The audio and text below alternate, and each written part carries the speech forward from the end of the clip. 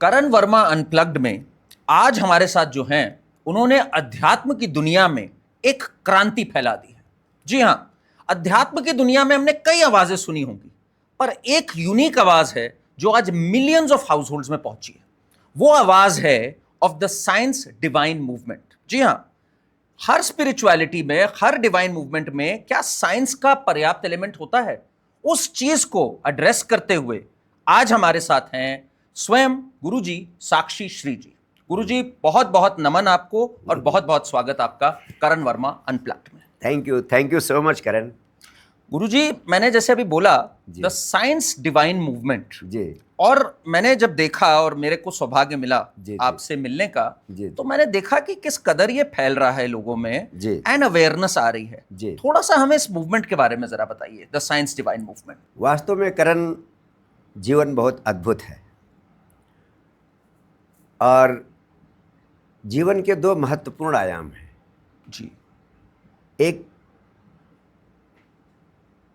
जीवन हमारे शरीर से संबंधित है और जीवन सिर्फ शरीर ही नहीं, एक दूसरा आयाम भी बहुत महत्वपूर्ण है जीवन का, जिसे हम आत्मा कहते हैं। अगर सच्चे अर्थों में कहें तो जीवन दो चीजों से बना है, शरीर से और आत्मा से। इतिहास साक्षी है कि मनुष्यता जीवन के इन दो आयामों को संयुक्त रूप से इंटीग्रेटेड फॉर्म में न लेकर एकांगी रही है, और या तो लोगों ने शरीर को महत्व दिया या तो लोगों ने आत्मा को महत्व दिया। भौतिकवादियों ने कहा आत्मा जैसी कोई चीज नहीं, जो कुछ है वो शरीर के तल पर, भौतिक तल पर जो दिखाई देता है वही है। और अध्यात्मवादियों ने शरीर की उपेक्षा की। उन्होंने कहा ये तो नश्वर है, जो कुछ है वो आत्मा ही और परमात्मा ही। और इस एकांगी प्रवृत्ति के कारण पश्चिम में आध्यात्मिक विकास हुआ, इस एकांगी दृष्टि के कारण पश्चिम में भौतिक विकास हुआ, पूरब में आध्यात्मिक विकास हुआ। लेकिन दोनों संस्कृतियां अभागी हो गई। पश्चिम आत्मा के स्वाद से, आत्मा के अनुभव से और आत्मा की परम गहराइयों को और आत्मा की परम ऊंचाइयों को न समझ पाया, न जान पाया, न अनुभव कर पाया। उसका पूरा जीवन दुख से भर गया।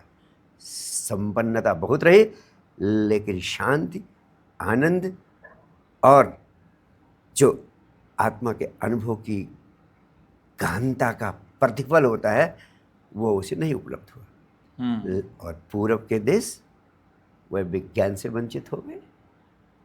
वह आत्मा परमात्मा की बातें करते रहे, लेकिन गरीबी में, निर्धनता में, दुख में जीवन जीते रहे। अब मनुष्य को अगर पूर्ण मनुष्य के रूप में 21वीं सदी में पैदा करना है, यदि पृथ्वी पर हंसता हुआ नया मनुष्य पैदा करना है, तो शरीर और आत्मा दोनों के तलों पर हमें समान रूप से विकसित करना है। एक इंटीग्रेटेड डेवलपमेंट की आवश्यकता है और दोनों तलों पर हम विकसित हों, दोनों तलों के वैभव को उपलब्ध हों।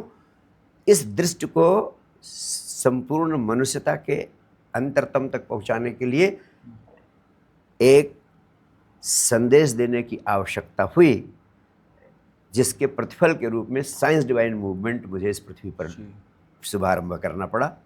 और इस मूवमेंट का प्राण है भीतर से संन्यास, बाहर से संसार।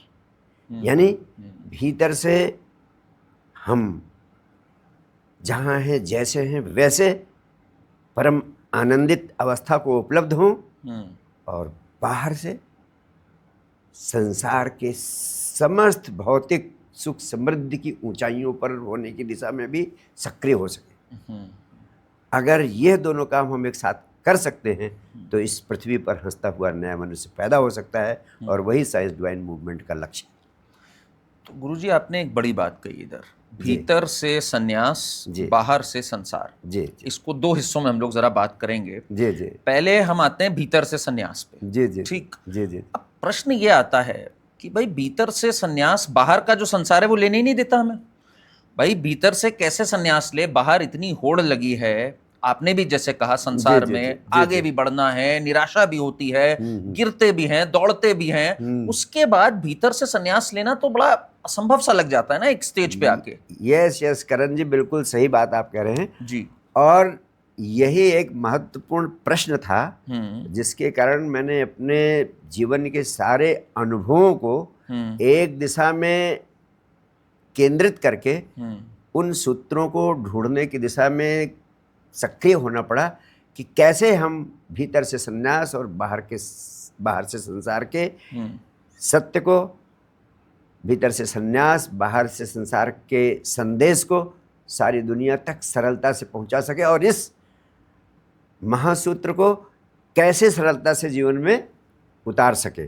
कैसे हर व्यक्ति, चाहे वो पढ़ा हो चाहे अनपढ़ा हो, चाहे छोटा हो चाहे बड़ा हो, चाहे गरीब हो चाहे धनवान हो, हर व्यक्ति कैसे सरलता से इस महासूत्र को आत्मसात कर सकता है, इसके लिए मैंने बहुत गहरे में अपने पूरे जीवन के अनुभव को उतार कर तीन महत्वपूर्ण महामंत्र विकसित किए। अच्छा जी। और उन 3 महामंत्रों का सार साइंस डिवाइन मैगजिम्स के रूप में design your destiny basic course के रूप में निःशुल्क सारी दुनिया को उपलब्ध कराने की चेष्टा की। और इस डिजाइन योर डेस्टिनी का सार जो 3 महामंत्र हैं, पहला महामंत्र है हर व्यक्ति को विचार शक्ति के विज्ञान का ज्ञान अनिवार्य है। विचार शक्ति का ज्ञान अनिवार्य है, मतलब अपनी थॉट्स पे कंट्रोल, इज दैट? विचार शक्ति के विज्ञान का प्रयोग करना अनिवार्य है। अच्छा। यानी विचार मनुष्य के जीवन की सबसे बड़ी शक्ति है। थॉट्स, बेसिकली थॉट्स, मैं कहूँ विचार से मतलब हो गया थॉट्स, क्या सोच रहे हैं। विचार शक्ति means the power of the mind. Mind आपकी अद्भुत शक्ति है जो मनुष्य को ही उपलब्ध है और इस पृथ्वी पर किसी प्राणी को उपलब्ध नहीं। जी जी। और जिन्होंने जाना उन सब लोगों ने सत्य को स्वीकार किया कि इस अद्भुत शक्ति का उपयोग करके आप इस जीवन में कुछ भी कर सकते हैं, कुछ भी पा सकते हैं, कुछ भी बन सकते हैं। पावर ऑफ द माइंड से आप this is the power of mind.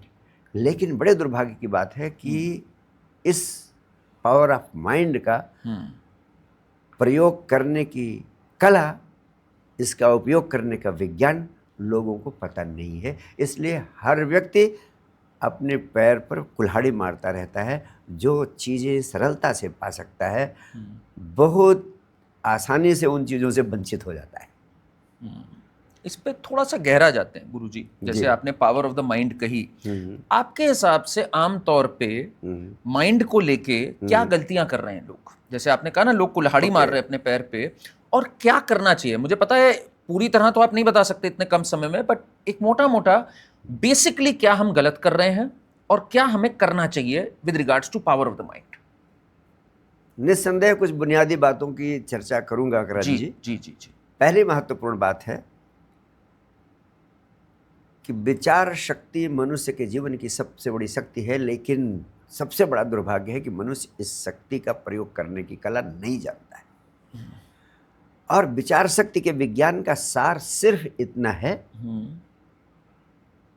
कि you get what you think about और focus upon, whether you want it और यू डोंट वांट इट।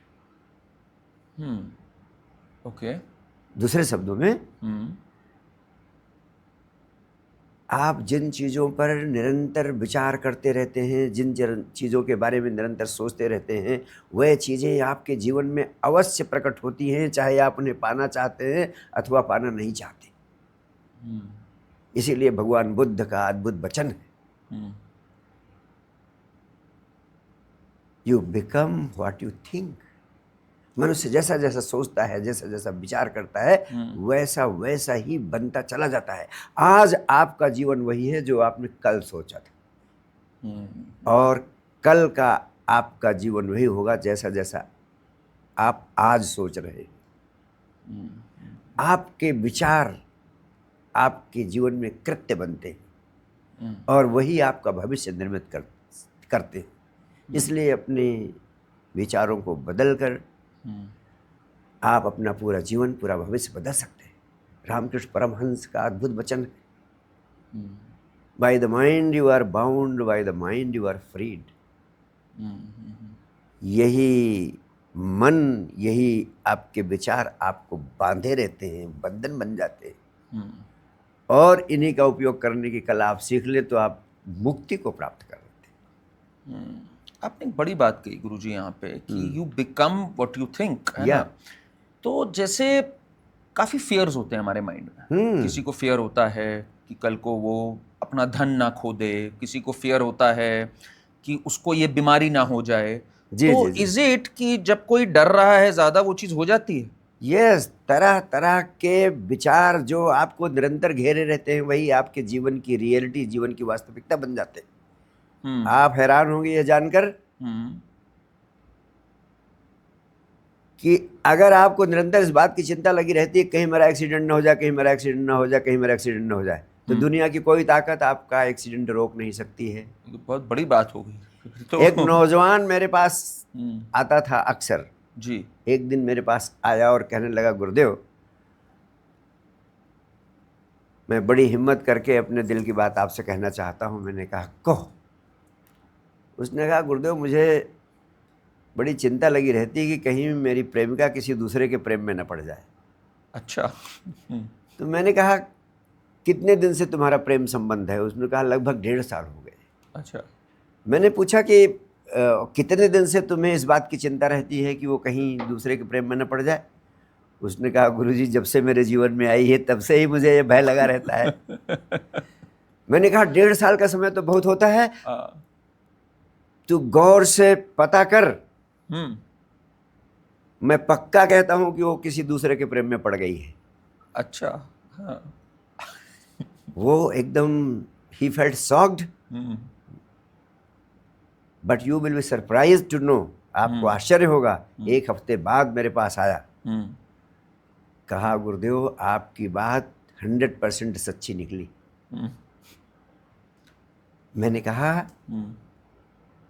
मैंने कोई भविष्यवाणी नहीं की थी, सिंपली विचार शक्ति के विज्ञान का सूत्र है कि जिस चीज की आप निरंतर चिंता करते रहते हैं, निरंतर जिस चीज के बारे में सोचते रहते हैं, तो बार बार चिंता करके, बार बार सोच करके उस चीज को अपने जीवन में प्रकट होने का आमंत्रण दे देते हैं और ब्रह्मांड उन चीजों को आपके जीवन में प्रकट कर देता है। इसीलिए विचार शक्ति के विज्ञान का दूसरा महत्वपूर्ण सूत्र है, focus on what you want, never focus on what you do not want. यानी जिन चीजों को जिंदगी में प्रकट करना चाहते हैं उन चीजों पर आपको निरंतर सोचते रहना चाहिए, और जिन चीजों को चाहते कि आपकी जिंदगी में न हो उनके बारे में सोचने से भी बचना चाहिए। जैसे आपके ऊपर अगर कर्ज का बोझ है और आप निरंतर उठते बैठते खाते पीते इसी चिंता में लगे रहते हैं कि कर्ज का बोझ कहीं बढ़ता ना चला जाए, कर्ज का बोझ कहीं बढ़ता ना चला जाए। अगर आप कर्ज के बोझ के बारे में ही चिंता करते रहते हैं तो कर्ज का बोझ बढ़ने से दुनिया की कोई ताकत रोक नहीं सकती है। कर्ज के बोझ से मुक्त होना है तो आप कर्ज के बजाय कमाने के बारे में सोचना शुरू करें। इतना यहाँ से कमा सकते हैं, इतना यहाँ से कमा सकते हैं, इतना यहाँ से कमा। जब आप कमाने पर फोकस करेंगे तो कमाने की चीज़ें, कमाने से संबंधित ऊर्जा, कमाने से संबंधित एनर्जी आपके इर्द गिर्द चारों तरफ से इकट्ठा होगी और आप देखेंगे कि यह अस्तित्व चारों तरफ से कमाने के नए नए तरीके आपको उपलब्ध कराने लगा है। ऐसा आपने होते हुए देखा होगा कई लोगों के साथ कि बहुत दिक्कत में आए आपके पास और एक छोटा सा माइंडसेट चेंज किया, जैसे आपने कहा, and their life changed. Not एक दो, हाँ। हजारों, अब तो लाखों मेरे पास उदाहरण है, लाखों। हाँ। और इसीलिए बड़ी संख्या में लोग हाँ। इस विज्ञान को आत्मसात करने की दिशा में सक्रिय हो गए। मैं करण तुमसे हार्ट टू हार्ट शेयर करते हुए कहना चाहता हूँ, ये इतना शक्तिशाली विज्ञान है, यह इतना शक्तिशाली विज्ञान है कि बहुत सारी चीजें आप जहाँ है जैसे हैं वही रहते हुए ही अपना माइंडसेट चेंज करके और विचार शक्ति के विज्ञान की प्रक्रियाओं को अपने जीवन शैली का अंग बना करके रोज कोई ना कोई चमत्कार कर सकते हैं। आप हैरान होंगे जानकर, मैं यहाँ बैठा हूँ और ऑस्ट्रेलिया में हमारा साइंस डिवाइन फाउंडेशन का आश्रम बन रहा है। Since the past 4 years I could not go there. Right. But only out of my 3 visits to the place, the ashram is already developing and people there are working for it. I am here, I go only for 1 week in Mumbai और मुंबई में साक्षी धाम international का निर्माण हो रहा है, लोग कर रहे हैं। तो it is a science which every individual of this planet must learn. इसीलिए मैं आपके प्लेटफॉर्म के माध्यम से भी चाहता हूँ कि जो साइंस डिवाइन के 3 फंडामेंटल मैक्सिम्स हैं, 3 महामंत्र हैं, विचार शक्ति का विज्ञान, विचार शून्यता का विज्ञान, हर पल आनंदित रहने का विज्ञान, ये तीनों महामंत्र बड़े अद्भुत हैं। और आज तक अध्यात्म में जो कुछ कहा गया है, वेद, पुराण, उपनिषद, गीता, कुरान, बाइबल, इन सब का सार इन 3 महामंत्रों में समाहित है। इन 3 महामंत्रों का अभ्यास अगर मनुष्य के जीवन में, लाइफ और लिविंग में उतर जाए तो गीता पढ़ने की चीज नहीं रह जाएगी। You will start living Gita, तब आप गीता को जीने लगेंगे। जी। अभी आपने एक बात कही साक्षी धाम इंटरनेशनल की, जिसे ऑस्ट्रेलिया में सेटअप हुआ, अभी मुंबई में हो रहा है। मैं ज़रा जानना चाहूँगा, because now that we are on it, कहाँ से गुरुजी आपका स्टार्ट हुआ ये, एंड आपने जो विचार शक्ति की बात करी, how did this manifest, all of this manifest? Because आज फैक्ट है कई जगहों पे हम लोग को साक्षी धाम इंटरनेशनल के बारे में आ रहा है, लाखों लोग आपसे आज जुड़े हुए हैं। How did this all start? यहाँ पे ये जरा जानना हम लोग के लिए बड़ा दिलचस्प होगा, कहाँ से ये जर्नी शुरू हुई आपकी? इनफैक्ट जीवन बड़ा अद्भुत है जी। मैं करीब 10 साल का छोटा बच्चा था। मैं तो कुछ जानता भी नहीं था, धर्म क्या होता है, अध्यात्म क्या होता है, या दूसरे शब्दों में कहें कि जीवन की जटिलताओं और विचारों और जीवन दर्शन के बारे में किसी प्रकार की सोच उस उम्र में हो, ऐसा संभव भी नहीं था।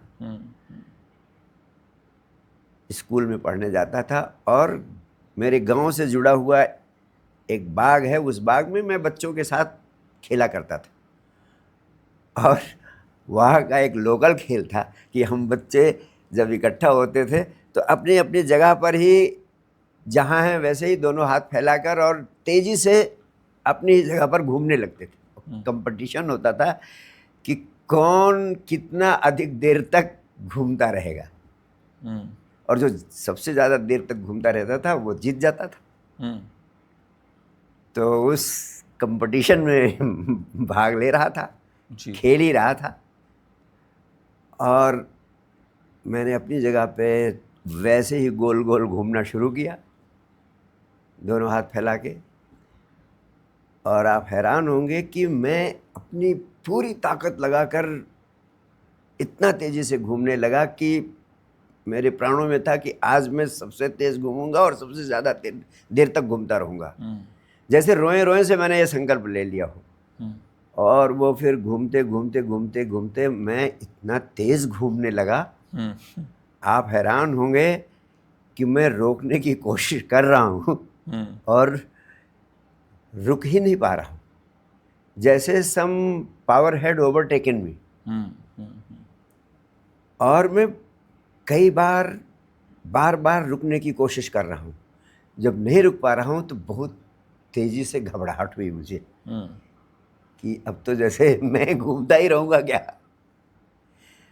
और उसी अवस्था में कब मैं ज़मीन पर गिर गया मुझे कोई होश नहीं, लेकिन हाँ, उस समय मुझे एक अद्भुत आनंद की झलक मिली, जिसको आज भी मैं शब्दों में नहीं व्यक्त कर सकता हूँ। इसको ऐसे ही समझे कि जैसे आप अंधेरी कोठरी में रह रहे हो कई वर्षों से, और आपको कोई छोटी सी खिड़की खुल जाए और आपको बाहर आसमान की झलक मिल जाए, हवाओं की झलक मिल जाए, तो जो एक अद्भुत प्रतीति होगी, उस तरह से एक अद्भुत आनंद की प्रतीति हुई मुझे। वो मुझे लगता है कोई 5-7 मिनट तक रही वो प्रतीति, और वो फिर चली गई। मैं नहीं कह सकता हूँ वो प्रतीति कितनी इतनी गहन थी कि बार बार मेरे प्राणों में यही चाह होती रही कि वो झलक, वो अनुभव मुझे मिल जाए। और ये क्या थी प्रतीति, क्या था ये अनुभव, क्या हो गया था मुझे, एक छोटे बच्चे को उस अनुभव को बताने की भी क्षमता नहीं थी कि किसी दूसरों को बता के पूछ भी सके ठीक से। लेकिन भीतर भीतर मैंने बहुत घर में सबसे पूछने की कोशिश की, लेकिन ना कोई मेरी बात समझ पाया और ना मुझे कोई उत्तर मिल पाया। लेकिन मेरे प्राणों में एक प्यास पैदा हो गई थी। उस प्यास को पकड़कर जो मैं खोजने का प्रयास शुरू किया, उसी के तहत मेरे आगे आने वाले जीवन में बहुत सारे लोगों से मिला, अध्यात्म की दिशा में भी खोज शुरू की, धर्म ग्रंथों को भी पढ़ने की कोशिश की, और ज़िंदगी में ये सब चीज़ें चलती रही। वो भीतर भीतर प्यास धीरे धीरे शांत हुई। कई बार घूमने उसी तरह से उसी खेल को बार बार चेष्टा भी करता रहा कि फिर दोबारा हो जाए। थोड़ा हाई फील तो हो जाता था, लेकिन वो झलक नहीं आई, वो चीज़ नहीं आई। और उसी झलक को पाने की दिशा में जब मैंने सब कुछ करता रहा, ऐसे कई वर्ष बीतते चले गए, लेकिन रुचि मेरी अध्यात्म में पढ़ते पढ़ते क्रिएट हो गई। और एक समय था कि मेरे हाथ विज्ञान भैरव तंत्र की एक पुस्तक उपलब्ध हो गई। विज्ञान भैरव तंत्र की एक पुस्तक उपलब्ध हो गई 1980s में। और मैंने विज्ञान भैरव तंत्र की उस पुस्तक में भगवान शिव ने माँ पार्वती को आत्म साक्षात्कार की 112 विधियां बताई।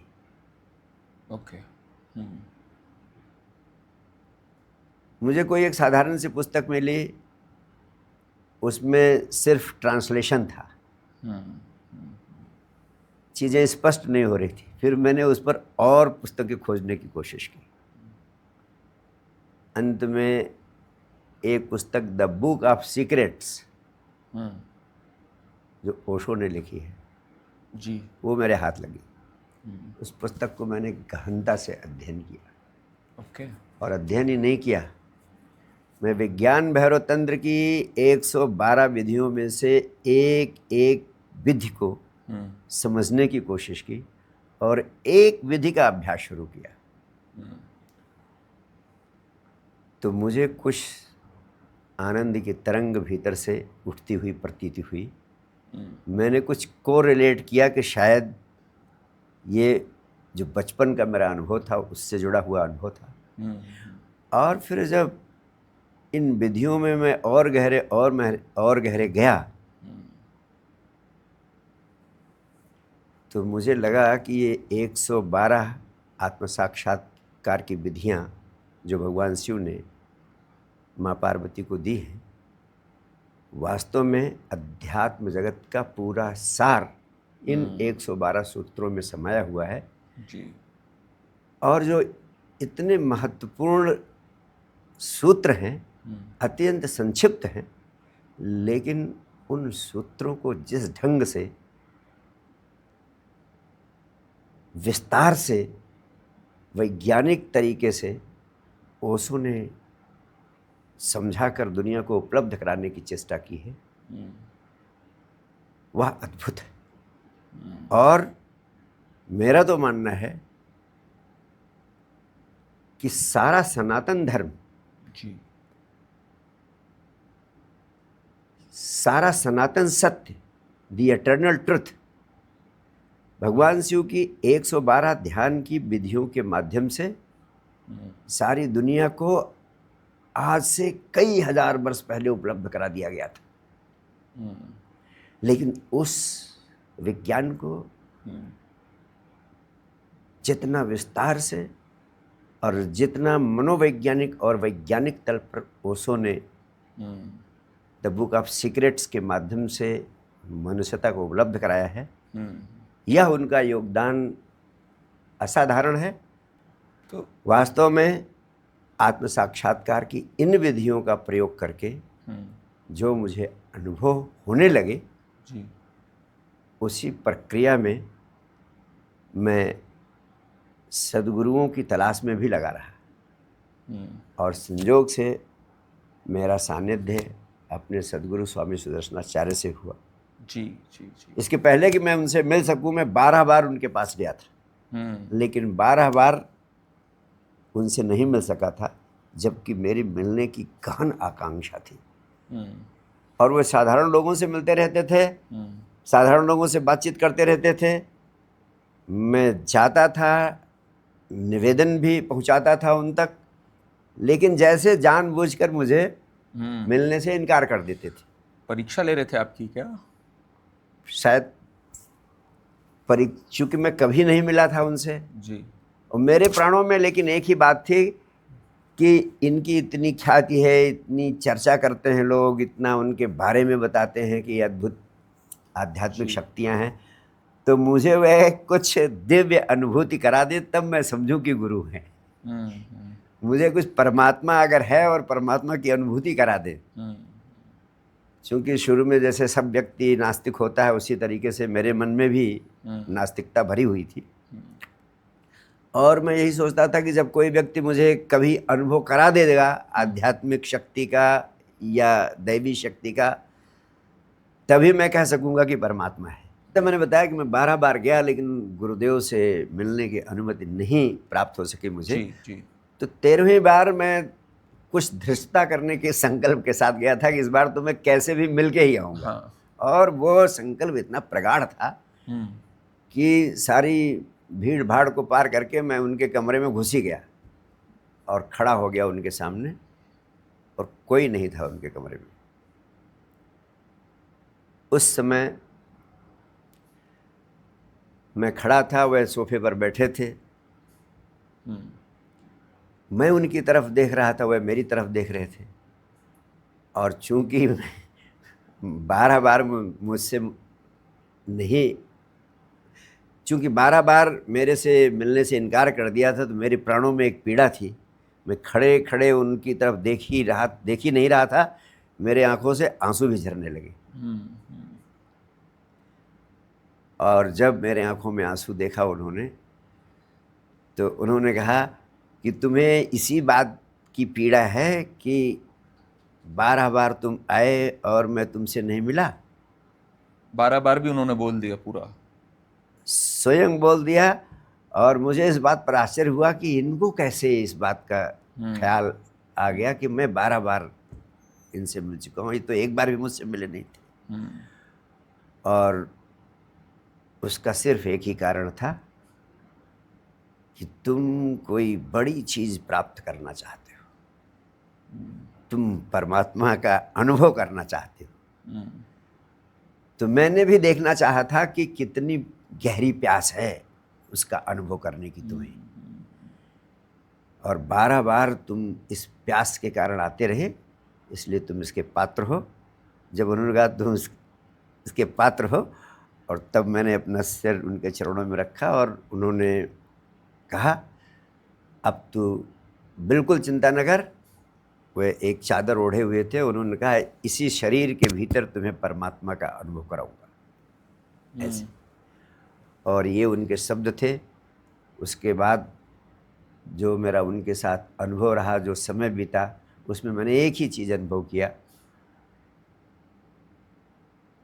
कि मेरे भीतर उनके प्रति बहुत गहरा प्रेम पैदा हो गया, और उनके प्राणों में मेरे प्रति जो प्रेम था वो वास्तव में प्रेम की गहनता और प्रेम अमृत है। इस स्वाद को मैं उनके सानिध्य में, उनके संपर्क में साक्षात अनुभव किया। मैं उनकी उपस्थिति में बैठकर सिर्फ एक ही अनुभव किया कि जैसे वह व्यक्ति नहीं परमात्मा है। जबकि उन्होंने न कभी मुझे कोई ज्ञान देने की कोशिश की, न उन्होंने मुझे ध्यान सिखाने की कोशिश की, ध्यान की उन्होंने कभी बात ही नहीं की। सिर्फ इतना इनोसेंट लाभ, इतना जिसको कहते हैं कुंवारा प्रेम, जिसमें किसी प्रकार की कोई आकांक्षा न हो, उस प्रेम से मैं इतना अभिभूत हुआ। द बुक ऑफ सीक्रेट्स के माध्यम से ओशो ने मुझे ध्यान का विज्ञान दिया, जिसका परिणाम था कि मैं विज्ञान भैरव तंत्र की 112 ध्यान की विधियों से गहरे से परिचित ही नहीं हुआ। एक एक विधि के माध्यम से मैं उसी अनुभव को 112 बार उपलब्ध हुआ, जिसने मेरे भीतर के रसायन को बदल दिया। तो ध्यान के विज्ञान की महिमा, गरिमा और उपलब्धि ओशो के द बुक ऑफ सीक्रेट्स की देन के रूप में, उपहार के रूप में मुझे मिली। और मेरे संबद्ध सद्गुरु, उनके गहन प्रेम ने मुझे प्रेम के पंख दिए। इसलिए मैं जीवन में इस निष्कर्ष पर पहुंचा कि ध्यान, प्रेम एक दूसरे के परिपूरक हैं। ध्यान में आप उतरते हैं तो प्रेम आपके जीवन में सुगंध के रूप में प्रकट होता ही है। ध्यान में उतरने के कारण ही शायद संबुद्ध सद्गुरु स्वामी सुदर्शनाचार्य जी मुझे प्रेम के प्रतीक के रूप में, प्रेम की प्रतिमा के रूप में उपलब्ध हो गए जी। तो संबुद्ध सद्गुरु ओशो और स्वामी सुदर्शनाचार्य दोनों ही ध्यान और प्रेम की अद्भुत शक्ति, ध्यान और प्रेम के अद्भुत अमृत, इन दोनों को प्राप्त करके मेरा पूरा जीवन बदला है जी। और जो अद्भुत अनुभव किए हैं मैंने, उन्हीं को इन 3 महामंत्रों के माध्यम से सारी दुनिया को देने का प्रयास किया है। मेरा मानना है कि विचार शक्ति का विज्ञान, विचार शून्यता का विज्ञान, हर पल आनंदित रहने का विज्ञान, ये तीनों महत्वपूर्ण आयाम हैं हर मनुष्य के जीवन के। अगर इन तीनों आयामों को मनुष्य अपने लाइफ और लिविंग में, अपने जीवन शैली में आत्मसात कर लेता है, तो यह इस जीवन में, तो मनुष्य इस जीवन में धन से लेकर ध्यान तक, पदार्थ से लेकर परमात्मा तक हर मनचाही मंजिल को प्राप्त कर सकते हैं। बहुत बड़ी बात है। इसी पे हम दूसरा आपका जो है, अभी तो आपने विचार शक्ति की बात करी, विचार शून्यता आपने दूसरा बोला। जी जी। विचार शून्यता पे थोड़ा सा प्रकाश डालिए गुरुजी। विचार शून्यता से क्या एग्जैक्टली मतलब हुआ? वास्तव में करण, विचार शक्ति का विज्ञान मैंने जितना बताया जी, वो तो उसका एक सूत्र है जी। ऐसे इसके 5 और महत्वपूर्ण सूत्र हैं, जिन्हें इस समय जिनकी चर्चा करना तो बहुत संभव नहीं होगा जी। लेकिन मैंने निःशुल्क बेसिक कोर्स के रूप में YouTube पर उपलब्ध करा दिया है सारी जनता को। मैं चाहता हूं कि सारे श्रोता उस विज्ञान को अच्छी तरह समझ लें। बिल्कुल। और दूसरा विज्ञान है विचार शून्यता का विज्ञान।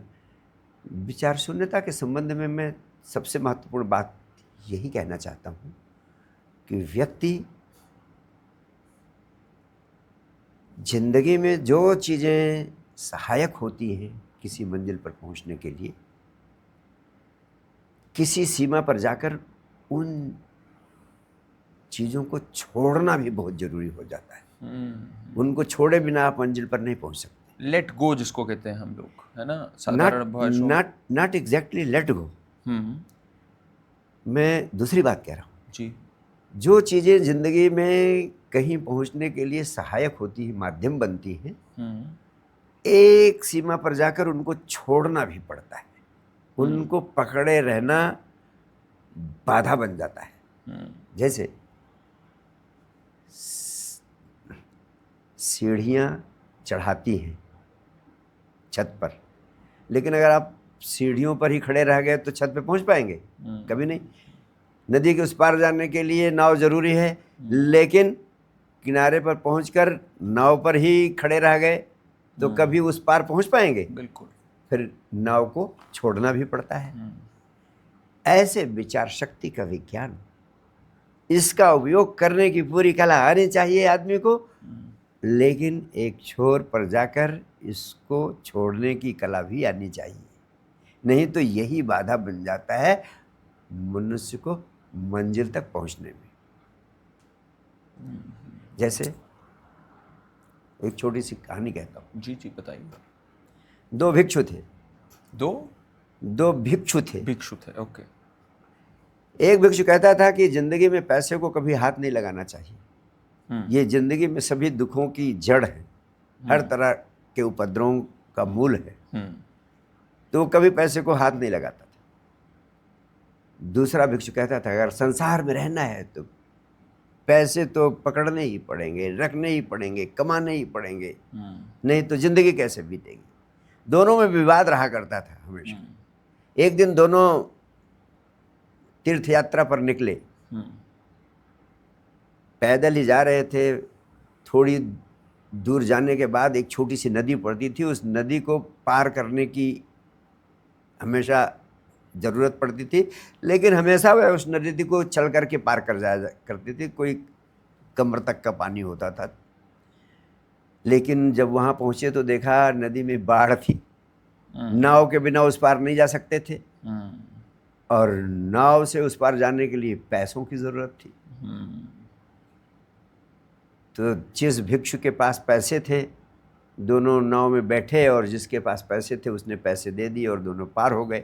लेकिन जब उस पार पहुंचते हैं तो जिस भिक्षु के पास पैसे थे, जिसकी बदौलत वह पार कर सके, अब उस भिक्षु ने कहा बताओ पैसे न होते तो हम आज इस पार आ ही नहीं सकते थे।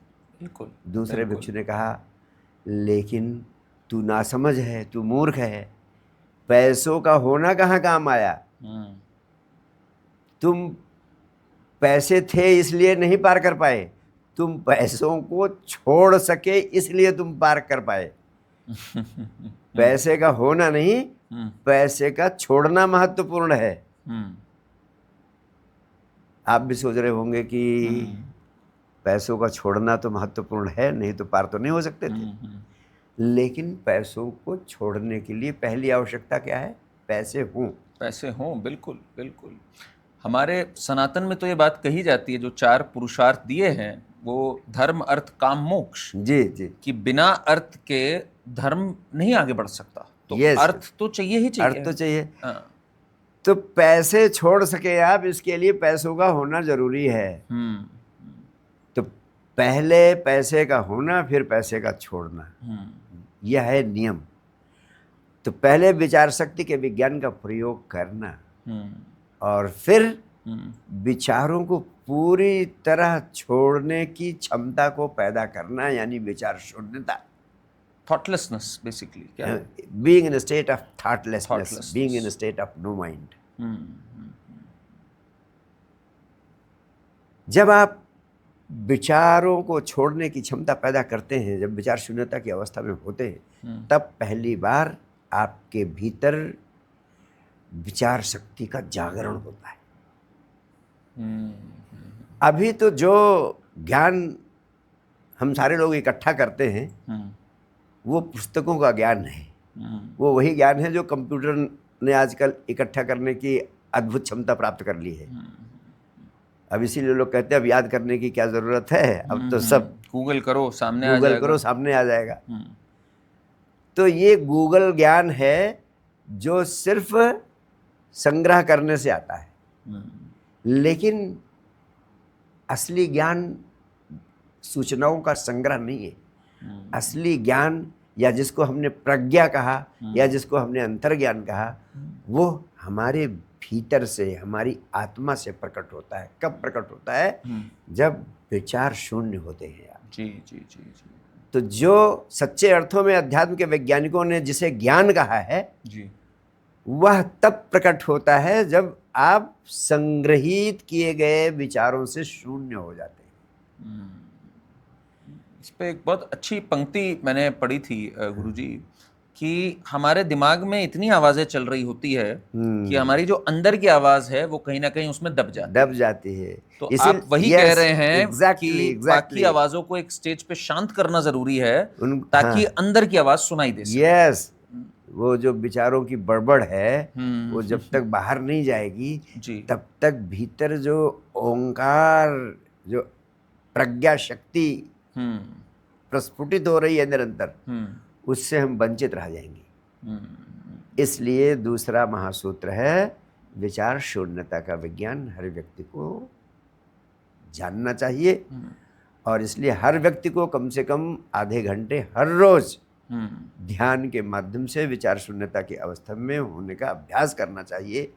यही भगवान शिव की सबसे बड़ी देन है, जिसके कारण हमने इटर्नल ट्रुथ को, शाश्वत सत्य को इस मनुष्य के जीवन में साक्षात्कार करने में सामर्थ्य प्राप्त किया।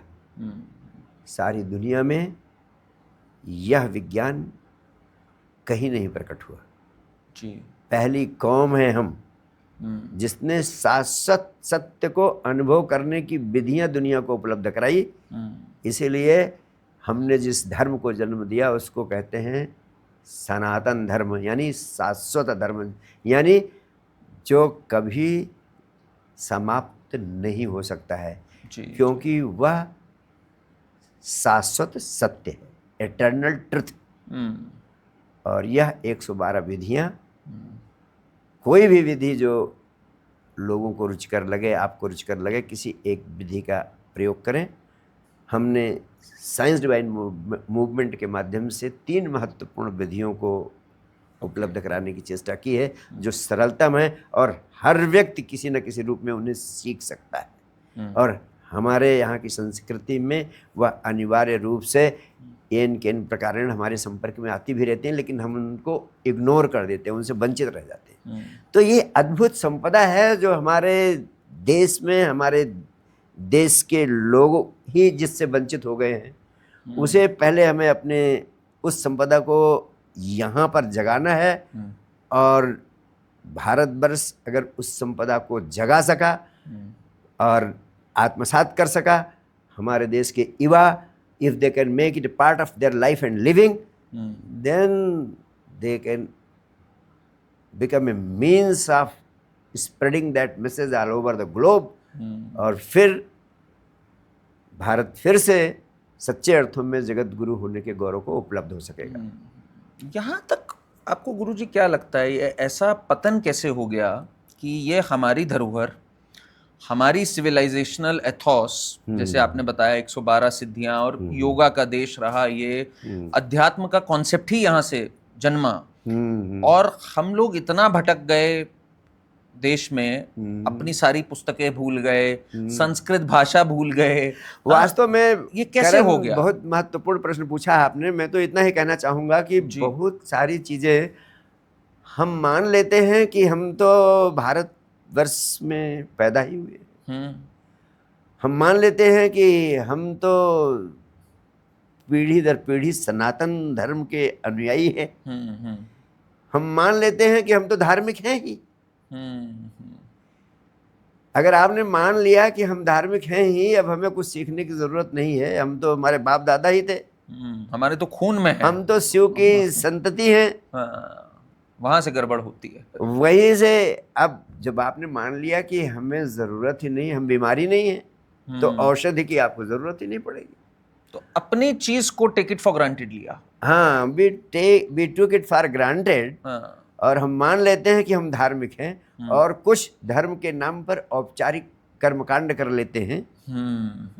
और जैसे गंगा नहा आए या पूजा पाठ कर ली या कथा करा ली और हम सोचते हैं कि हम धार्मिक हो गए।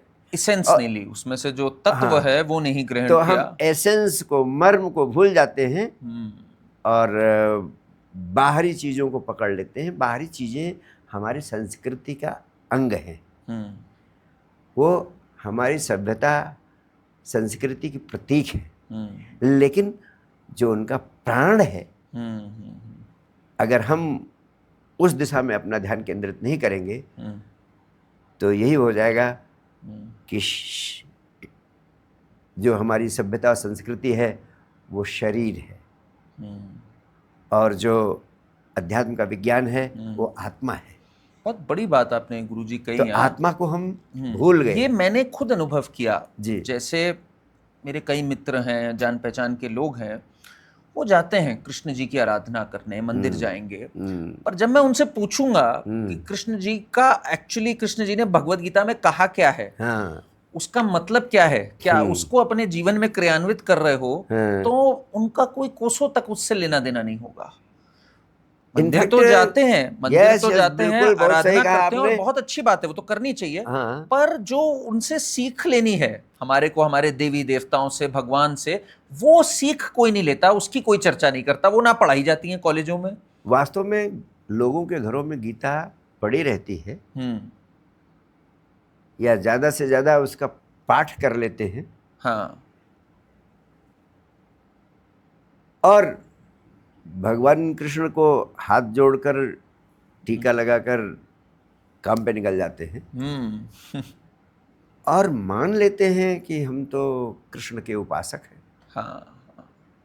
और कृष्ण तो हमारे प्राणों में, आत्मा में भरे पड़े हैं। यही एक कारण है कि हम कृष्ण से वंचित हो जाते हैं। जी जी जी, जी। और कृष्ण ने जो कुछ गीता में कहा है,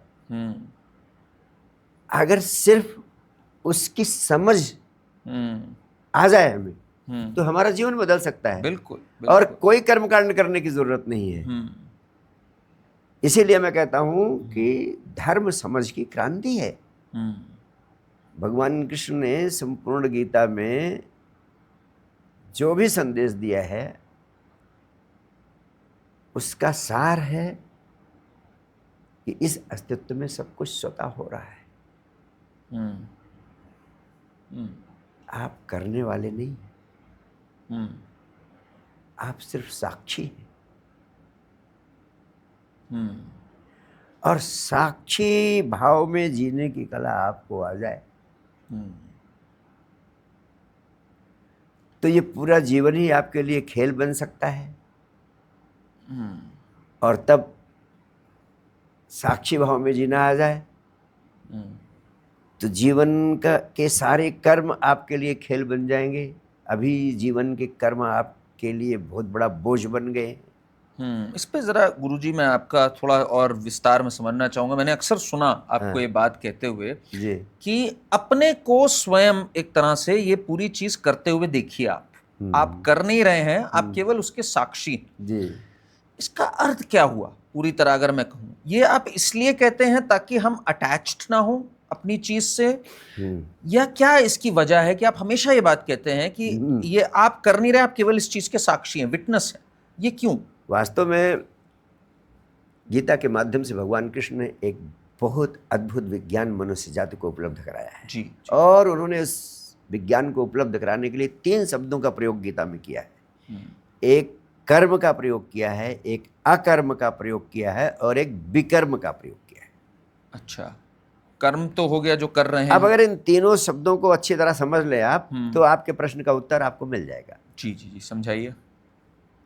कर्म करने का अर्थ है भगवान कृष्ण की गीता के अनुसार जो भी कर्म करते हैं आप, उन कर्मों को करते हुए आपके प्राणों में अगर ये भाव रहता है कि मैं करने वाला हूं, अगर कर्ता के अगर कर्तापन के भाव से कोई कर्म करते हैं तो इसका मतलब आप कर्म कर रहे हैं।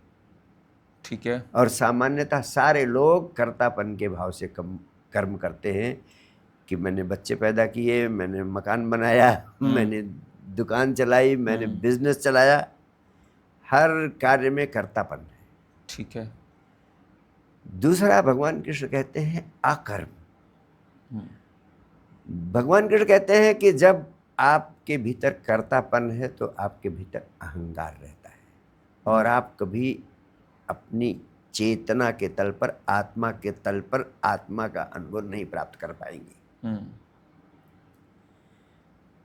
आप कितना भी पूजा पाठ करते रहें, अगर कर्तापन के भाव से कर्म करते रहेंगे, जो कि 99.9% लोग करते ही हैं पूरी पृथ्वी पर, तो कभी आपको आत्मा के तल पर होने का, कभी आपको अपनी आत्मा का स्वाद नहीं मिल पाएगा। और कब मिलेगा आत्मा का स्वाद? भगवान कृष्ण कहते हैं अकर्म की अवस्था में जीने से। और पूरी गीता में भगवान कृष्ण अर्जुन को अकर्म की अवस्था में जीने का उपदेश देते हैं, समझ पैदा करना चाहते। वो कहते हैं कि अगर आप पैदा हुए हैं तो कर्म करना तो जरूरी है, कर्म करो, लेकिन इस भाव से कर्म करो कि करने वाले तुम नहीं हो, कर्ता तुम नहीं हो कर्मों के, तुमसे कराया जा रहा है, तुम तो माध्यम मात्र हो, तुम तो निमित्त मात्र हो उस अस्तित्व के, अस्तित्व तुमसे करा रहा है। तो अर्जुन भी प्रश्न करते हैं कि मैं कैसे मान लूं कि मैं करने वाला नहीं हूं? मैं युद्ध नहीं करूंगा तो मेरे सगे संबंधी नहीं मारे जाएंगे, मैं उनका मारने वाला नहीं बनूंगा। और जो काम मैं नहीं करूंगा, मेरे करने से ही तो काम हो रहे हैं, तो मैं करता क्यों नहीं हूं? तब भगवान कृष्ण कहते हैं कि अगर इस सत्य को समझना है कि तुम करने वाले नहीं हो, तो एक तीसरे शब्द विकर्म पर ध्यान दो। अच्छा। अगर विकर्म को तुम समझ लो, विकर्म की समझ तुम्हारे भीतर आ जाए, तब तुम अकर्म में जीने का अर्थ समझ जाओगे। अच्छा। अकर्म में जीने का अर्थ है कि कर्मों को करते हुए साक्षी भाव में रहना, करने वाला मैं नहीं हूं, अस्तित्व कर रहा है, मैं तो उसका हाथ भरूं। एक बात तो उन्होंने कहा विकर्म क्या है? उन्होंने कहा आप जिंदगी के उन महत्वपूर्ण कर्मों पर अपनी दृष्टि ले जाएं, गौर करें, जो जिंदगी के सबसे महत्वपूर्ण विशिष्ट कर्म है। जैसे आपका जन्म है, तो आपके जन्म में आपकी क्या भूमिका है? आपको जन्म दे दिया गया या आपने जन्म लिया? दे दिया गया। तो वास्तव में आपको जन्म दे दिया। हाँ। जन्म दे दिया गया, उसमें आपसे कुछ नहीं पूछा गया, कोई नियंत्रण नहीं आपका, कोई नियंत्रण नहीं। फिर उन्होंने कहा कि एक दूसरा भी महत्वपूर्ण कर्म है मृत्यु का। तो क्या आपसे पूछकर आपको मौत दी जाएगी? क्या आपकी मौत में आपकी कोई भूमिका है? अर्जुन ने कहा नहीं। क्यों? अर्जुन ने कहा क्योंकि मरते वक्त मुझसे मरने का वक्त नहीं पूछा जाएगा। तो भगवान कृष्ण ने कहा एक तीसरा महत्वपूर्ण आयाम है, जीवन पर आपका कोई हाथ नहीं, मृत्यु पे आपका कोई हाथ नहीं। इन दोनों के बीच में ये जो जीवन चल रहा है, ये कैसे चल रहा है? तुम्हारी सांसों से चल रहा है। तो ये जो सांस तुम्हारी चल रही है, क्या श्वास के लेने वाले तुम हो? अगर तुम सोचते हो श्वास तुम ले रहे हो, तो रात में तो तुम सो जाते हो, उस समय तो तुम मूर्छा में होते हो, बेहोश होते हो। उस समय श्वास लेने वाला कौन है? उस समय अस्तित्व ही तुम्हारी छाती से श्वास ले रहा है, चला रहा है तुम्हारी श्वास। बिल्कुल। और दिन में भी जब आप जागते रहते हो, तो आपको होश कहाँ रहता है श्वास का? आप तो कामों में लगे रहते हो, लेकिन श्वास लेने वाला श्वास ले रहा है। तो जो 3 महत्वपूर्ण आयाम हैं, इन तीनों महत्वपूर्ण आयामों में आपका कोई रोल नहीं, कोई भूमिका नहीं है। और फिर कहते हैं आप जिंदा हो, आपको जीवन मिला है, अगर आपके शरीर में ब्लड का सर्कुलेशन न हो तो कहानी खत्म हो जाए। 1 मिनट कहानी खत्म हो जाए। तो ब्लड को सर्कुलेट करने के लिए क्या करते हो भाई आप? कुछ नहीं करता है। कोई है जो सर्कुलेट कर रहा है? हार्ट खुद ही बीट कर रहा है, हार्ट बीट खुद ही कर रहा है। तो जो जीवन चल रहा है उसमें भी आपकी कोई भूमिका नहीं। तो भगवान कृष्ण कहते हैं कि जीवन की जितनी बड़ी बड़ी चीजें हैं उनमें तो आपकी कोई भूमिका नहीं है।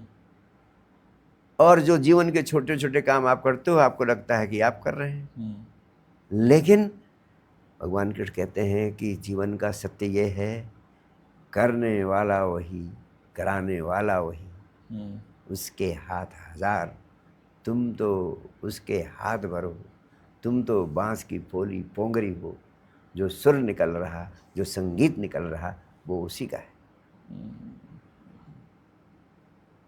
तो इस अस्तित्व में सब कुछ स्वतः हो रहा है, आप उसके करने वाले नहीं हैं, आप सिर्फ साक्षी हैं, आप सिर्फ देखने वाले हैं। Everything is happening, you are not the doer, you are only a seer. When you realise this truth, तब जिंदगी में जो भी हो रहा है आप उसमें साक्षी भाव की भूमिका में हो जाएं।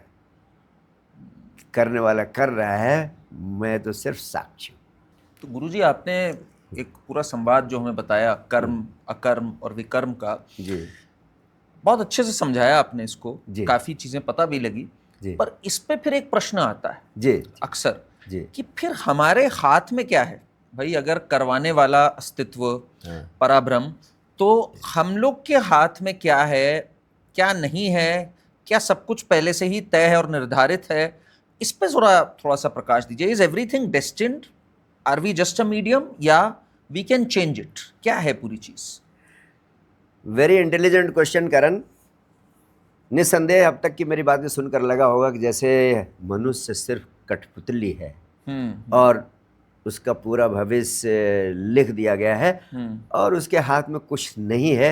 Since everything has been scripted, तो जो स्क्रिप्टेड है वही उसको करते रहना पड़ेगा जिंदगी भर। अगर यही सत्य है तो फिर जीवन में कोई साधना करने की, कोई उपक्रम करने की ज़रूरत क्या है? वास्तव में प्रश्न महत्वपूर्ण है और समझने लायक भी है। मैंने कहा भगवान कृष्ण कहते हैं साक्षी भाव में जीने का अभ्यास करें। अकर्म में जीना ही जीवन को जीने की वैज्ञानिक कला है और इसके पीछे एक बहुत बड़ा राज छुपा है। जब आप साक्षी भाव में जीने लगते हैं, जब आप अकर्म में जीने लगते हैं, कर्तापन के भाव से कर्म नहीं करते हैं, कर्तापन के भाव से कर्म नहीं करते हैं, बल्कि स्वयं को एक माध्यम या निमित्त मात्र मान लेते हैं और जिंदगी के सभी कर्मों को करते चले जाते हैं। कर्मणेवाधिकारस्ते मा फलेषु कदाचन, यानी कर्म को करते जाए। अब आप पूछेंगे कि फिर आपकी भूमिका क्या है? अस्तित्व तो कराएगा। अब प्रश्न उठता है आप हैं कौन? आदमी का जीवन यानी आपका जीवन, इसका पहला तल है शरीर, दूसरा तल है आपके विचार, आपके भाव, तीसरा तल है, और चौथा तल है आपकी आत्मा। हम सामान्य रूप से जो कर्म करते हैं, जब हम कर्तापन के भाव से कर्म करते हैं तो हमारे कर्म या तो शरीर के तल से होते हैं, या तो विचारों से संचालित होते हैं, या भावनाओं से संचालित होते हैं। वास्तव में हर मनुष्य, हर साधारण मनुष्य या तो शरीर के तल से जीता है। जो शरीर के तल से जीता है उन्हें हम पशु कहते हैं। शरीर की दो ही आवश्यकताएं होती हैं, सेक्स एंड फूड। तो अगर इतना ही हमारा कंसर्न है और हम सेक्स और फूड के लिए जीते चले जाते हैं तो हम पशुता के तल पे जी रहे हैं। लेकिन मनुष्य कुछ और, उसके अंदर एक डायमेंशन और जुड़ गया, मेंटल बॉडी, मनस शरीर, जिसके दो और आयाम है, थॉट और माइंड और इमोशन। तो कुछ लोग माइंड के तल पर ज़्यादा जीते हैं, कुछ लोग भावना के तल पर ज़्यादा जीते हैं। और हर मनुष्य इन तीन तलों पर आइडेंटिफाइड हो जाता है। हम अपने शरीर के तल पर या अपने मन के तल पर या अपनी भावनाओं के तल पर, इन तीनों तलों पर ही जीते चले जाते हैं, because we become identified with all these three. आत्मा का तो हमें स्वाद ही नहीं मिलता कभी, हम आत्मा के तल पर कोई काम कर ही नहीं पाते हैं। क्योंकि जब हम इन तीनों से आइडेंटिफाइड रहते हैं, जैसा कि सारा मनुष्य आइडेंटिफाइड है, तब हम आत्मा के तल पे कभी नहीं जी पाते हैं। आत्मा के तल पे कब जीने लगते हैं? तो जितने काम आप इन तीन तलों पर आइडेंटिफाइड होकर करते हैं, वो सब उन कामों को हम कहते हैं अहंकार जनित कृत्य। वो सारे कृत्य आपके अहंकार से पैदा होते हैं। यही भगवान कृष्ण अर्जुन को कह रहे हैं कि तुम इन तीन तलों पर आइडेंटिफाइड हो।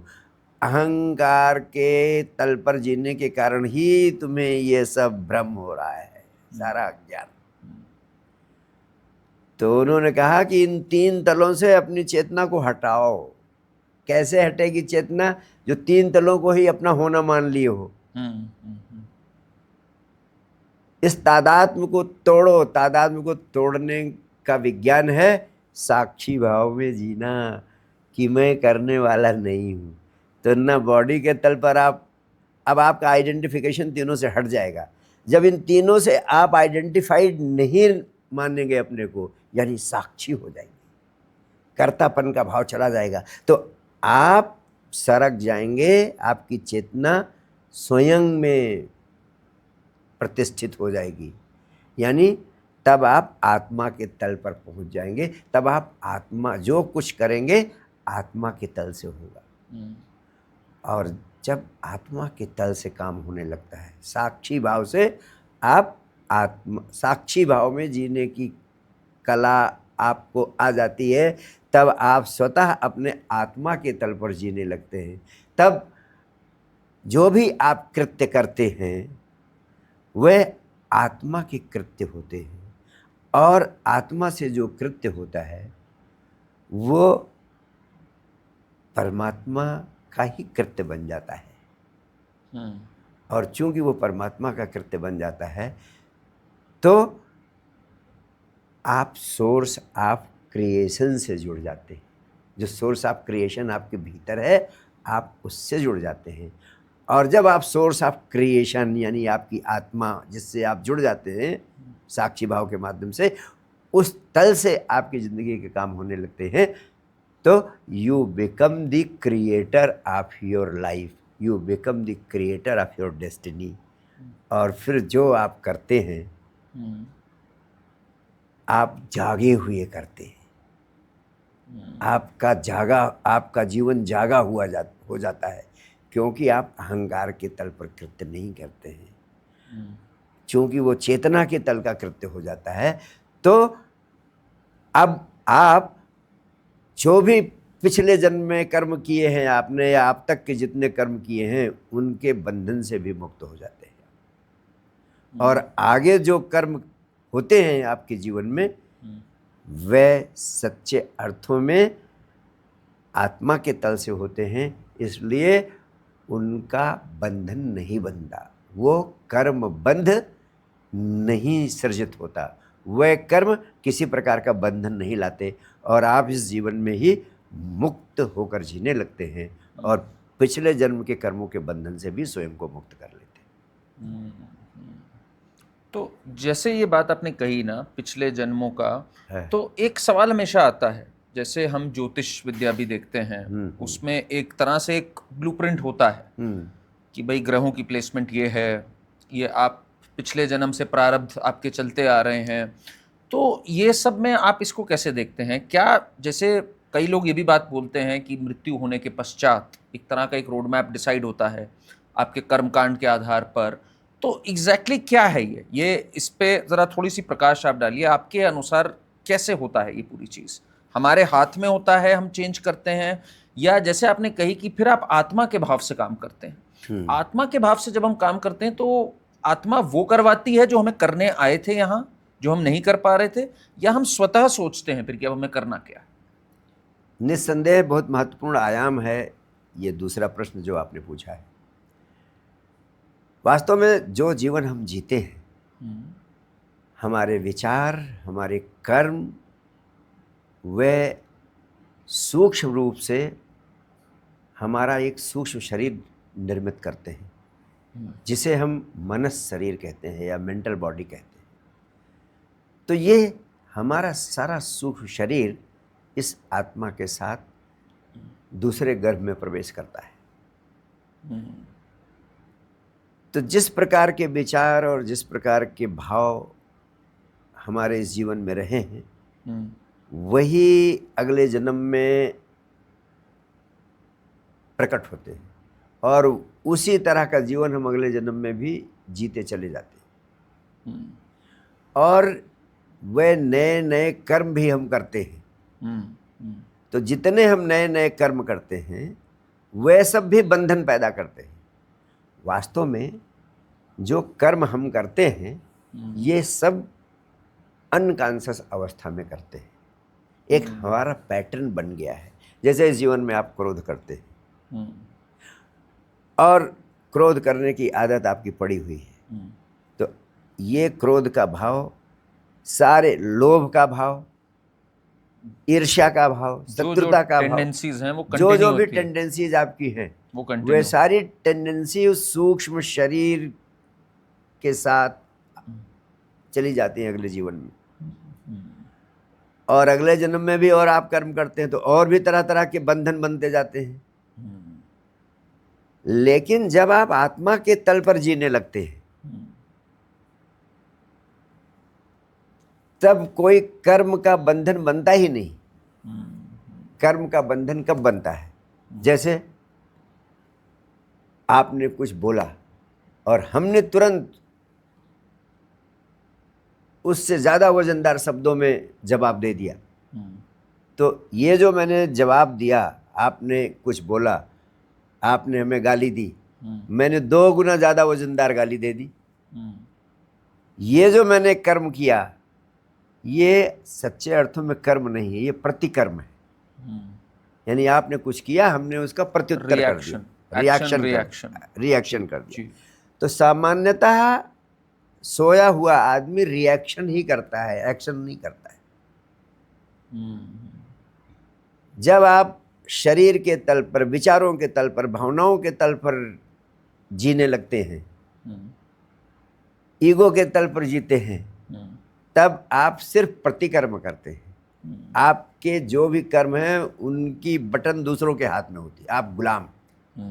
लेकिन जब आप आत्मा के तल पर जीने लगते हैं, इन तीनों से जब आप साक्षी भाव में जीने लगते हैं तब आप आत्मा के तल पर पहुंच जाते हैं। और आत्मा के तल पर जब पहुंच जाते हैं तब आप कर्म करते हैं, तब आप प्रतिकर्म नहीं करते। जैसे आपने गाली दी, जैसे भगवान बुद्ध के ऊपर किसी ने क्रोध में आकर थूक दिया और उनका शिष्य आनंद आक्रोश में आ गया कि अभी इसको पटक देते हैं। भगवान बुद्ध ने कहा नहीं, बेचारा कुछ कहना चाहता है, कह नहीं पा रहा है, इसको मौका दो। उन्होंने चादर उठाई, थूक पोंछ दिया गाल से। उन्होंने प्रतिकर्म नहीं किया। अब उनका कोई कर्म बंधन नहीं बनेगा। हमेशा जब हम प्रतिकर्म करते रहते हैं तब कर्मों का बंधन चलता है। तो कर्मों के बंधन से मुक्त होने का एक ही उपाय है, हम चेतना के तल पर जीना शुरू करें। वो कैसे संभव है? साक्षी भाव में जीने की कला सीखें। साक्षी भाव में जीना कैसे संभव है? इस सत्य को जान लें कि इस अस्तित्व में मेरी हैसियत सिर्फ साक्षी की है, करने वाले की नहीं। तो हम तीनों तरह के, धीरे धीरे तीनों तरह के आइडेंटिफिकेशंस जो हैं हमारे लाइफ के, उनसे मुक्त होते चले जाते हैं। जी। और जब उनसे मुक्त होते हैं तो हम चेतना के तल पर जीने लगते हैं। एक चेतना के तल पर जीने वाले व्यक्ति को ही हम संबुद्ध व्यक्ति कहते हैं, बुद्धत्व कहते हैं, उसी को हम निर्वाण कहते हैं, उसी को हम जीवन मुक्त कहते हैं, उसी को मोक्ष कहते हैं। और इस अवस्था का स्वाद लग जाने के कारण ही मैंने अपना सारा नाम ड्रॉप करके स्वयं को साक्षी श्री घोषित कर दिया कि अब मैं सिर्फ साक्षी ही रह गया हूँ। तो साक्षी श्री, जैसे आपने नाम भी लिया, और साक्षी धाम इंटरनेशनल आपका है, उसमें अब आगे क्या कार्य हो रहे हैं? और मैंने सुना जैसे विभिन्न हर वॉक ऑफ लाइफ से लोग आपसे जुड़ रहे हैं, जैसे कई पॉलिटिशियंस भी आपसे मार्गदर्शन ले रहे हैं। आपके हिसाब से आज की तारीख में अगर मैं बात करूं, राजनीतिक तौर पे सरकार द्वारा क्या होना चाहिए ताकि एक चेतना आए लोगों में, जो हमारी इतनी बड़ी यंग पॉपुलेशन है उसमें एक सिविलाइजेशनल रिसर्जेंस आए? इस पे आपका क्या विचार है? क्या होना चाहिए अब इस पे, और आप क्या क्या कर रहे हैं आजकल? इस पे भी जरा प्रकाश साथ में डालें। वास्तव में करण जी, मैंने जीवन के जो अद्भुत अनुभव अपने चेतना के तल पर, आत्मा के तल पर प्राप्त किए हैं, जिनसे मेरा पूरा जीवन बदला है और मेरे जीवन में आनंद की एक तरंग आई है, मेरा मानना है कि बड़ी सरलता से, बड़ी सहजता से, बड़ी आसानी से भारतवर्ष के लोग हंसता हुआ जीवन पैदा कर सकते हैं इस पृथ्वी पर, और सारी धरती पर हंसता हुआ जीवन पैदा करने का माध्यम बन सकते हैं। और उसके लिए सिर्फ दो चीज़ों की ज़रूरत है: हर घर शिक्षा, हर घर ध्यान। हर घर शिक्षा, हर घर ध्यान। यानी मैं तो यही अपील करता हूँ संपूर्ण राजनीति के तल पर सक्षम लोगों से, राजनीति तंत्र से, कि हम भौतिक तल पर भौतिक संपदा को कमाने में सारी शक्ति लगाएं, लेकिन भीतर से आदमी को जगाने के लिए, उसकी चेतना को आत्मा के तल पर लाने के लिए, और भीतर से सुख, शांति और आनंद की तरंग उसके भीतर पैदा हो, ताकि भौतिक समृद्धि जो हम साइंस और टेक्नोलॉजी के माध्यम से पैदा कर रहे हैं उसका सच्चे अर्थों में उपयोग हो सके, और उसका उपयोग शांति के लिए, समृद्धि के लिए, आनंद के विस्तार के लिए हो, ना कि विध्वंस और विनाश के लिए हो। अनिवार्य है कि हम ध्यान की संपदा को हिंदुस्तान के हर घर में फैलाने में माध्यम बने, राजनीति इसका माध्यम बने, राजनीतिक शक्ति इसका माध्यम बने। और जो इस देश के आर्थिक रूप से समृद्ध लोग हैं, उनसे भी अपील करता हूं कि ध्यान के विराट आंदोलन को घर घर में पहुंचाने के लिए ज़रूर वह सहयोगी बने। और कोई आदमी गरीबों को भूख दे देगा, कोई गरीबों की भूख मिटा देगा, अच्छा काम है। कोई किसी को किसी प्रकार की सहायता दे देगा, अच्छा काम है। लेकिन इससे बड़ा कोई सहयोग और इससे बड़ा कोई दान नहीं हो सकता कि आप हर परिवार में, हर व्यक्ति के जीवन में ध्यान की संपदा पैदा कर दें, और हर घर में कोई भी व्यक्ति अशिक्षित ना रह जाए। आज 6 करोड़ से भी अधिक बच्चे अशिक्षित रह जाते हैं, कभी किसी स्कूल का मुंह नहीं देख पाते हिंदुस्तान में। वह बच्चे जो कभी किसी स्कूल का मुंह तक नहीं देख पाते, उन्हें विश्व स्तरीय शिक्षा और ध्यान की दीक्षा उपलब्ध कराने का काम भी सरकार को करना चाहिए। आपको क्या लगता है गुरुजी, आपसे इतने पॉलिटिशियंस मिले, जी, आपको लगता है उनमें वो आत्मा के भाव से काम कर रहे हैं और उनमें आपको वो चेतना और वो अध्यात्म दिखता है? बिकॉज राजनीतिज्ञ ज्यादातर लगे रहते हैं भाई किस तरह से सत्ता पाई जाए, कट थ्रोट कंपटीशन रहता है। जी। आपको जितने राजनेता आपके पास आए या जिनसे आप मिले, उनमें आपको दिखी वो ऊर्जा, वो अध्यात्म की? और क्या ये चेंज किया है? जैसे करंट सरकार जो है वो काफी सनातन की, योगा की बात करती है, क्या एक चेंज दिखा है या अभी मीलों दूर हैं अध्यात्म से और इन सब चीजों से? देखिए, योग की दिशा में लोगों को सक्रिय करना हम्म शुभ है, हम्म लेकिन हमें ये भी बताना चाहिए हम्म कि योग केवल पीटी परेड बनकर न रह जाए। हम्म वो आत्म साक्षात्कार का विज्ञान है। हम्म महर्षि पतंजलि ने और भगवान शिव ने हम्म आत्म साक्षात्कार के विज्ञान के रूप में योग को दिया। हम्म लेकिन आज योग सिर्फ फिजिकल फिटनेस का पीटी परेड का माध्यम बन गया है। हम्म तो ये बहुत बड़ा दुर्भाग्य है। हम्म हम आत्मा, जो योग की आत्मा है, हम्म उससे स्वयं को वंचित कर रहे हैं। हम्म तो आज सरकार के जो लोग योग के प्रति जागरूक हैं, हम्म जो आंतरिक विकास पर जोर देने के लिए तत्पर है, उनका ध्यान आकृष्ट करना चाहता हूँ हम्म कि ऐसी संस्थाओं को सशक्त करें, ऐसे लोगों को सहयोग दें, जागृत करें कि लोग योग की आत्मा को आत्मसात जी, कर जी, सकें। जी। पहली बात। दूसरी बात, हम्म अध्यात्म और राजनीति में एक ही महत्वपूर्ण अंतर है। जी अध्यात्म का अर्थ है आत्मा के तल पर जीने के विज्ञान को सीखना, यानी स्वयं में तृप्त हो जाना, जी आत्म तृप्ति के अनुभव को उपलब्ध होना। कभी किसी दूसरे से तुलना करके स्वयं के प्रति हीनता के भाव से स्वयं को मुक्त रखना। आध्यात्मिक व्यक्ति कभी हीनता के ज्वर से ग्रस्त नहीं होता है, अहंकार के ज्वर से ग्रस्त नहीं होता। सारा अध्यात्म अहंकार से मुक्ति और महत्वाकांक्षा से मुक्ति का विज्ञान से उपलब्ध कराता है। तभी भीतर से संन्यास की बात संभव हो पाती है। और राजनेता? और राजनेता महत्वाकांक्षा की अधिक से अधिक तीव्र से तीव्रतर दौड़, जो जितना अधिक महत्वाकांक्षा की दौड़ में आगे हो वही उतना बड़ा राजनीतिज्ञ है। जितना जिसका अहंकार तेजी से, मजबूती से आगे बढ़ सके वो उतना बड़ा राजनीतिज्ञ है। तो राजनीति में सदैव अहंकार को पुष्ट करने की दौड़ होती है, महत्वाकांक्षाओं को और अधिक बढ़ाने की जरूरत होती है।